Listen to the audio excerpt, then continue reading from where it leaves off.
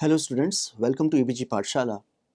I am Farhan Jalis Ahmed from Hamdard University, and today we are going to discuss on the module Introduction to Pulmonary Drug Delivery System, which comes under the paper Novel Drug Delivery System Part 1.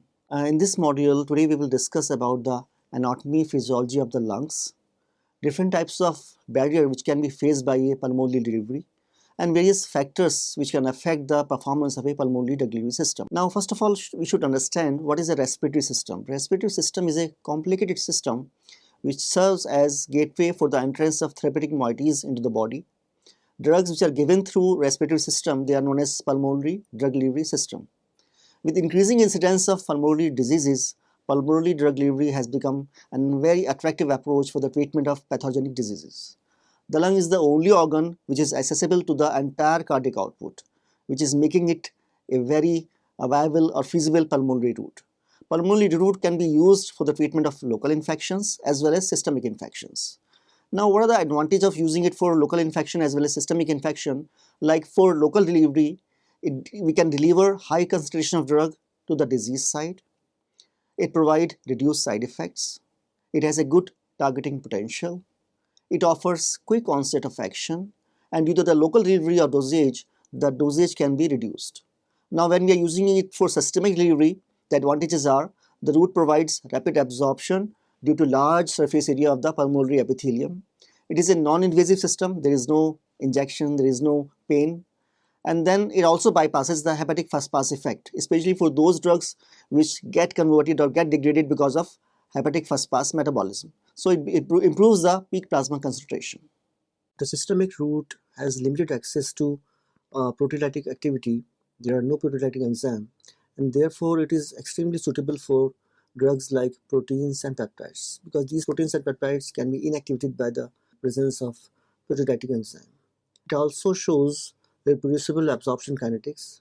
Then sustained delivery maintains the drug concentration within the therapeutic window for prolonged period of time, instead of, because in case of oral system it is difficult to maintain, but in pulmonary system it is easy to maintain for longer period of time. It also reduces the side effects which are mainly caused by targeted delivery and reduced dosage form.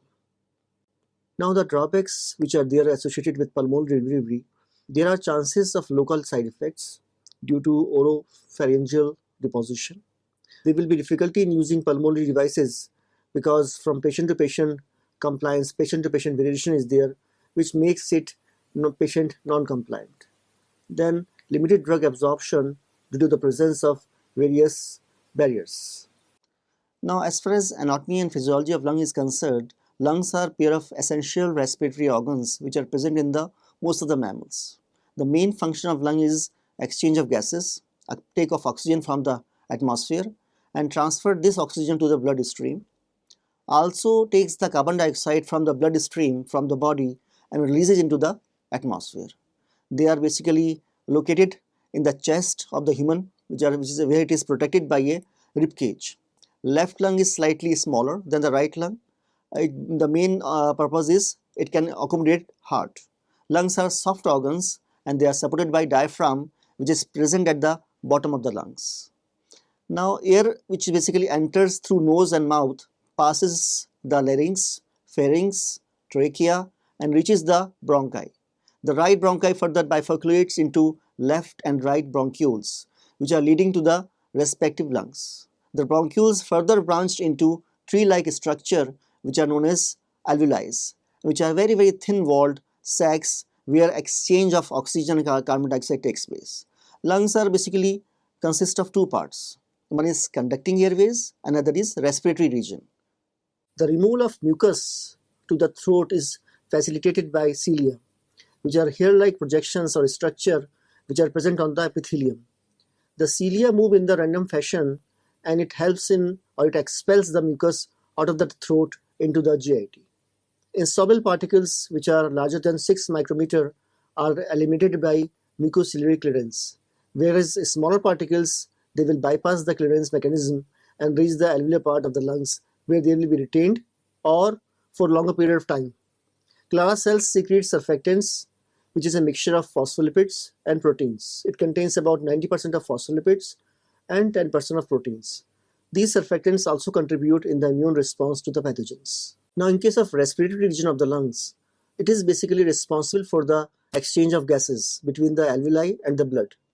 It has a very thin epithelial lining. The thickness is about 0.05 to 0.08 micrometer and large surface area, about 100 to 200 meters square, facilitating rapid absorption of molecules through this membrane.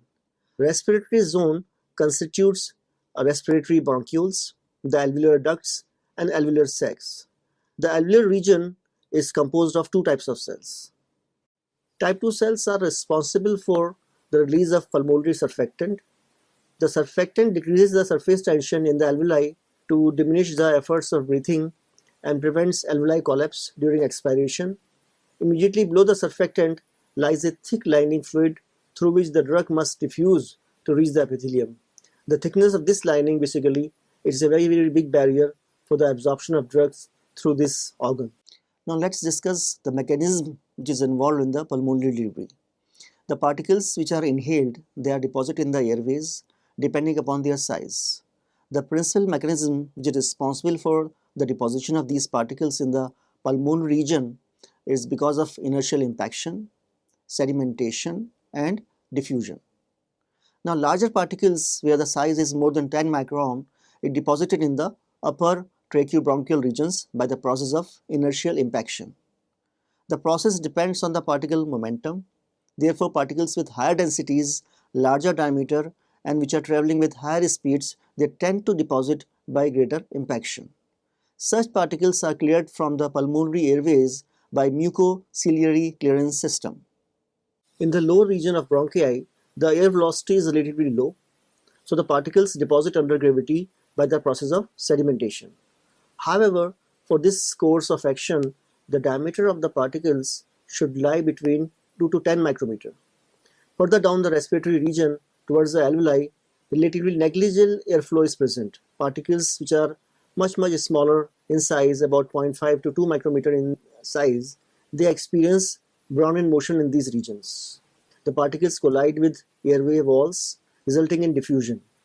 In short, smaller particles retain longer in lungs than larger particles.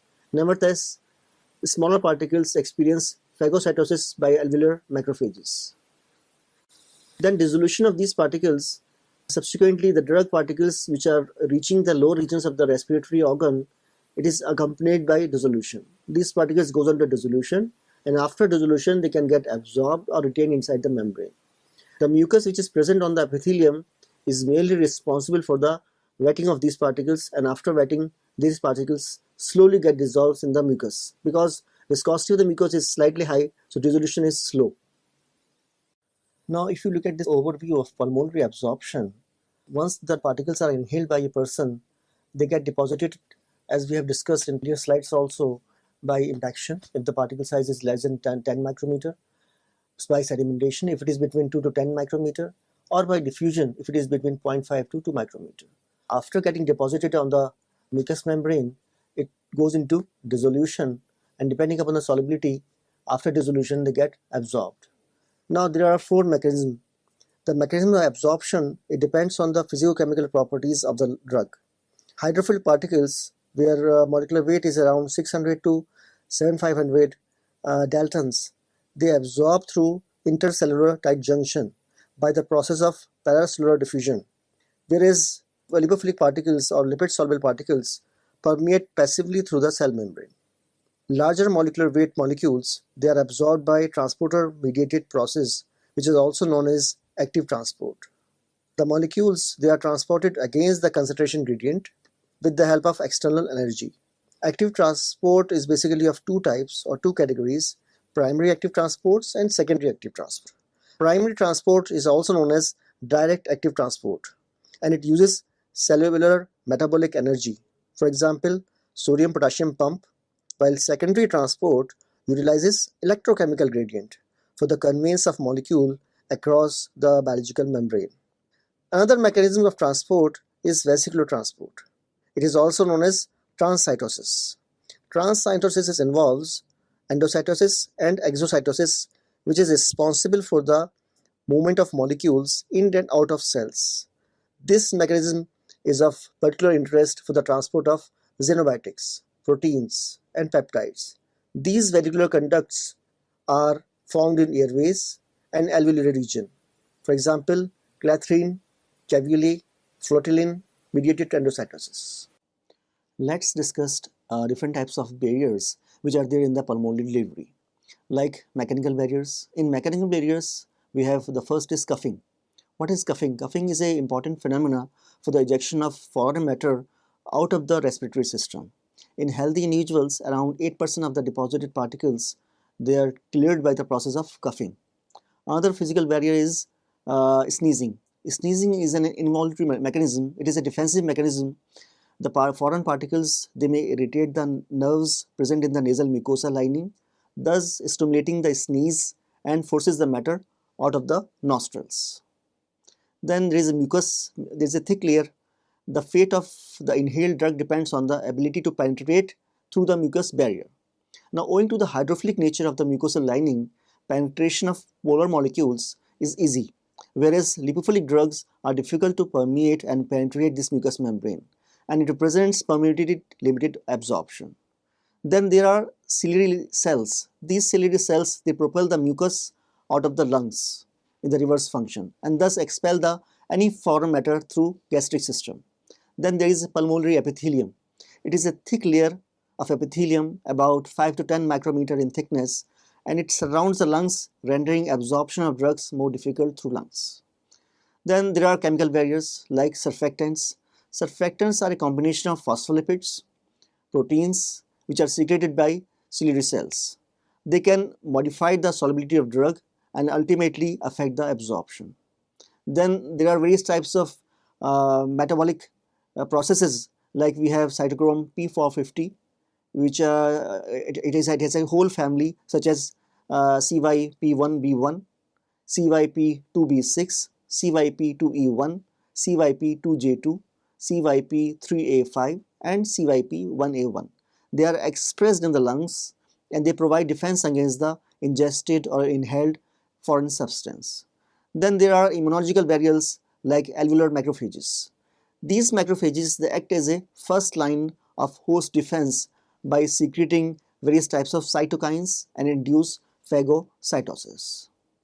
Then the factors like physiological factors, there is a lung morphology. As the tracheobronchial tree divides, airways of decreasing diameter and length are generated. Each division results in an increased impaction and a smaller displacement which is required for the particles to contact a surface. To travel down, the drug particles are required to cross the successive series of constantly diminishing branching tubes. The diameter is constantly reducing. The aerosol particles must constantly alter the direction to remain airborne. Lobes of the lungs, they are having shortest average path length, will show highest peripheral deposition. Now, filtration is another phenomena where the conducting regions of the respiratory system is responsible for the filtration of about more than 80% of the inhaled pressurized particles, and they do not get absorbed. Another physiological factor which is basically is thickness of mucous layer. The thickness of lining fluid gradually decreases in the thickness along the respiratory tract from about 5 to 10 micrometer in the conducting airways to about 0.01 to 0.08 micrometer in the alveoli. Consequently, the drug particles will be immersed in the fluid in bronchial region and thus more rapidly dissolved than in comparison to the particles which are depositing in alveoli. Nonetheless, the process of dissolution is dependent on several other factors as well. It also depends upon the solubility of particles, it also depends upon the particle size, it also depends upon the presence of other surfactants or any other formulation additive which is being added in the formulation. Now, about pulmonary surfactants which are also present there in the lungs. Basically, Clara cells which are present on the epithelial lining releases these surfactants which affect the solubility of the drug molecules. Larger macromolecules such as proteins and peptides, they may undergo aggregation when come in contact with the pulmonary surfactants, and thus it will compromise the dissolution of these agents and also enhances the macrophage uptake. So it will affect their bioavailability. On the other hand, surfactant promotes the dissolution of smaller lipophilic molecules. So for those molecules, these surfactants, they help in the absorption, while for larger molecules, they diminish the absorption. Another physiological factor is pH of the microenvironment. Microenvironment means the environment which is encapsulating the drug molecule. So it is surrounded by the mucus. So drug absorption basically is affected by this microenvironment, and it is very sensitive to pH changes in the extracellular environment. If a drug solubility is pH dependent, in that case it will definitely it's going to affect the drug absorption, because before absorption the drug has to come into solution, and if it is not coming into solution, its absorption will be slow. Now different transport mechanism, the type of transport mechanism, it affects the rate and extent of absorption. Certain larger molecules tend to absorb faster due to receptor mediated transport mechanism like albumin, while certain molecules they tend to absorb slowly because of the presence of surfactants. Then transport mediated absorption affects the resistance time of the molecules, because the drugs which are being absorbed by transport mediated absorption, they are quickly absorbed as compared to those drugs which are not absorbed by this mechanism. So when they are absorbed quickly, the resistance times in the lungs is slow or is low, while if they are absorbed slowly, the resistance times in the lung is high. So it affects the especially therapeutic efficacy of those drugs which are used for local action. Other physiological phenomena is surface area of the lungs. The large surface area of the alveoli, it allows better absorption of drugs through the alveoli region, while other regions the absorption is much less as compared to alveoli region, because in the alveoli region surface area is very large, and thickness of the membrane is also very less. Then presence of mucin is also affects the absorption in the alveoli region. Other factor is tidal volume. Tidal volume is the volume of air which is inhaled by a person in one breath. An increased inspiratory flow rate, which is known as IFR, is usually associated with the increased tidal volume. An increased tidal volume results in the penetration and deposition of the aerosol particles deeper into the tracheobronchial or alveolar region. So if tidal volume is large, it means the person is deeply breathing. In that case, the particles will reach the alveoli, and if they are reaching the alveoli, absorption will be fast and more. Another factor which is also important is flow of blood. The rate of blood flow, it affects the diffusion of drug molecules from the alveoli to the systemic circulation. Rapid blood flow permits rapid absorption, and it is because of the enhanced clearance. The disease state of the lungs also affects the absorption of drugs. The pH of epithelium lining fluid in healthy individual is around 6.6. The disease can change the pH, which ultimately affects the rate of absorption. For example, the pH reduces in case of if person is suffering from asthma. The pathological condition also alters the composition, viscosity, volume, and clearance or rate of mucus. So when composition, viscosity, volume, and clearance is changing, it is bound to affect the dissolution of drug particles and eventually absorption of drug particles from lungs. Bronchial obstruction in various pulmonary diseases, it may result in higher local airflow and turbulence, causing localized deposition in the larger airways. Because in case of obstruction, the air is not smoothly flowing through the bronchioles, and because of disturbed flow of air, the particles tend to collide with the walls of larger airways, and there it is getting entrapped or deposited. So they will never reach the alveoli. So if they are not reaching the alveoli, they are not going to be absorbed immediately. The bronchial constriction also affects the inhalation and exhalation pattern, which results in greater deposition by sedimentation. So if it is taken by sedimentation, it will also going to affect the penetration, permeation, and absorption of particles through lung mucosa. Alveolar macrophages is a part of natural defense mechanism constituting the cellular immune response. It engulfs foreign particles and releases various pro-inflammatory cytokines and chemokines to ward off the threats. The breathing pattern varies from individual to individual. Intersubject variations in breathing patterns, it affects the particle deposition in the lungs. In addition, increasing the time interval between inspiration and exhalation augments the sedimentation of particles. With respect to age also, the process of aging induces physiological changes in lung parenchyma. For example, decrease in alveolar surface area, smaller effective drug volume, which may result in diminished or reduced absorption. In physicochemical factors, we have lipid solubility. Lipophilic drugs are dissolution rate limited, whereas hydrophilic drugs are permeability rate limited. Then pKa. pKa basically affects the solubility of the weak acidic or basic drug. Then particle size, which is very important factor.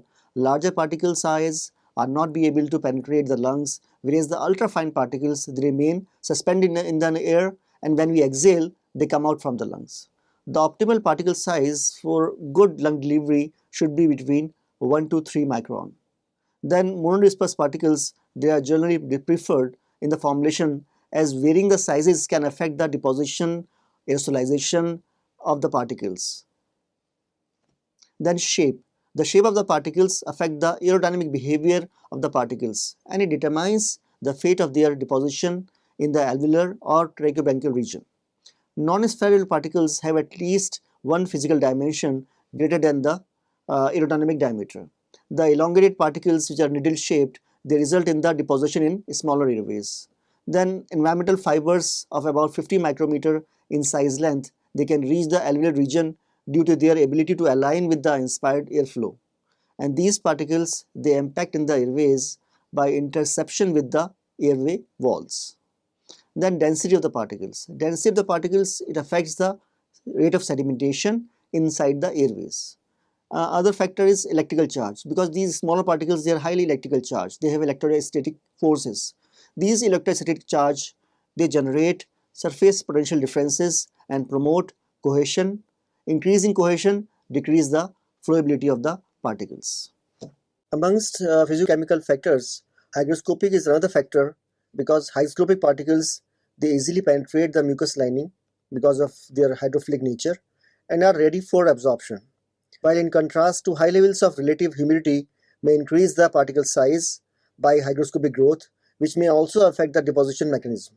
Then the surface roughness of the particle. Surface roughness determines the flowability and hence deposition in the lungs. Increased roughness reduces the cohesion between the particles due to less or low contact surface area. Also, uneven particles or particles with rough surface, it results in the increased fine particle fraction, which is known as FPF, and reduced loss by impaction in the throat as compared to smooth particles. Studies have found or have shown that FPF increases with increased surface roughness and reduced cohesion force. So when cohesion force is reduced and FPF is increased, it will basically affect the drug absorption through the lungs. The solid state characteristic of the particles, as solubility and rate of dissolution, it is also dependent on the crystalline state and salt type of drugs. Whether drugs are crystalline or amorphous in state, what type of salt is being given to the patient. Thermodynamically stable amorphous particles, they tend to be more soluble than high order crystalline counterparts. So if it is going to affect the solubility, obviously it's going to affect the dissolution, and when dissolution is affected, absorption will be much slow against those particles which are fast dissolving, amorphous in nature, and they will dissolve fast and absorb fast. Different salt forms of drugs not only affect the solubility but also permeability across the epithelial layer. So those salts which are soluble in water or which have where aqueous solubility is higher, they are going to dissolve rapidly in the mucus layer, and then they get easily permeated, absorbed, and bioavailability will be good. While those particles which are hydro or lipophilic in nature, their solubility will be limited and their absorption will also be limited. Now in these slides you can see the drugs which are approved by US FDA for the use in pulmonary delivery in the last 3 years. Like drugs are approved in 2015, we have Opdivo, which is containing nivolumab, and it is developed by Bristol Myers Squibb. It is being marketed for the treatment of metastatic squamous non-small cell lung cancer. Then there is a product known as Orkambi, which is lumacaftor and ivacaftor. It is marketed by Vertex Pharmaceuticals for the treatment of cystic fibrosis. Then there is Stiolto Respimat, which was containing tiotropium bromide and olodaterol. It is developed by Boehringer Ingelheim for the maintenance of chronic obstructive pulmonary disease. Then there is Utibron Neuhaler, which is containing indacetrol and glycopyrrolate, and this is developed by Novartis and was promoted for the long treatment and maintenance of airflow obstruction in patients with chronic obstructive pulmonary disease. In 2014, if you see the drugs which are being approved by US FDA, they are Amuti-Ellipta, which is containing fluticasone furoate inhalation powder, and it is developed by GSK for the treatment of asthma. Then there is Asberite, which is pirfenidone. It is developed by Intermune for the treatment of idiopathic pulmonary fibrosis. Then there is Grastec, which is containing Timothy grass pollen allergen extract, and this is marketed by Merck for the treatment of grass pollen-induced allergic rhinitis. Then there is Incruse Ellipta, which contains imiclidinium inhalation powder, and it is developed by GSK for the treatment of chronic obstructive pulmonary disease. Then there is Ofiv, which contains nintedanib, and it is developed by Boehringer Ingelheim for the treatment of idiopathic pulmonary fibrosis. Then there is Oralire, which is sweet vernal, orchard, perennial rye, Timothy and Kentucky bluegrass mixed pollen allergen extract, and this is developed by Green Labs for the treatment of grass pollen induced allergic rhinitis with or without conjunctivitis. Then there is Ragwitek, which is short ragweed pollen allergen extract, and this is marketed by Merck for the treatment of short ragweed pollen induced allergic rhinitis. Then there is Strivodi Respimate, which contains olodaterol, and it is developed by Boehringer Ingelheim for the treatment of chronic obstructive pulmonary disease. Then there is Zicadia, which contains ceritinib. This is developed by Novartis for the treatment of ALK metastatic non-small cell lung cancer.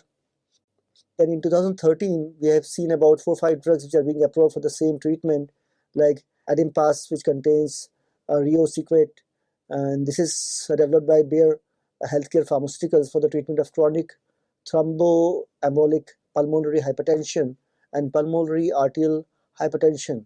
Then Anoro Ellipta, which contains umeclidinium and valanterol inhalation powder, which is given by GSK for the maintenance treatment of chronic obstructive disease. Then Opsumit, which contains macitentan, it is marketed by Estelion Pharmaceuticals for the treatment of pulmonary arterial hypertension. Then Vibativ, which contains telavancin, and it is developed by Theravance for the treatment of hospital-acquired and ventilator-associated bacterial pneumonia caused by Staph aureus, and this was approved in June 2013. Now the various formulation factors which affects the performance of pulmonary drug delivery, like excipients. The addition of excipients can enhance or delay the absorption. For example, chitosan, disodium EDTA, sodium caprate, they enhances the absorption of particles through pulmonary epithelium. Like glycerol and PVA, they delay the absorption.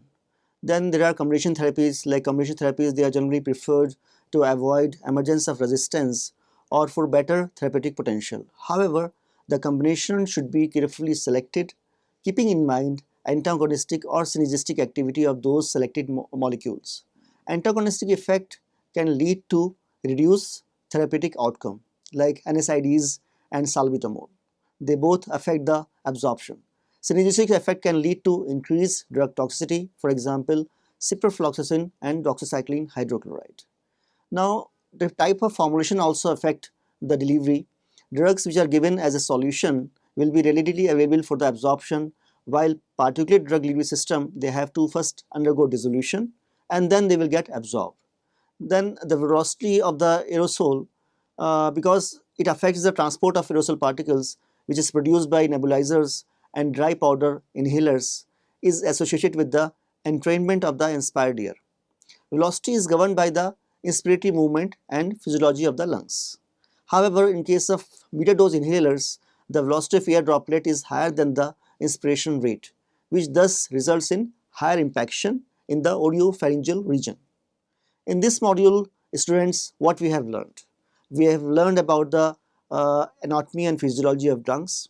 We have learned about different barriers which can encountered by the pulmonary delivery inside the lungs. And we have also discussed about various types of factors like physiological factors, physical factors, anatomical factors, and formulation types which can affect the pulmonary drug delivery. Thank you.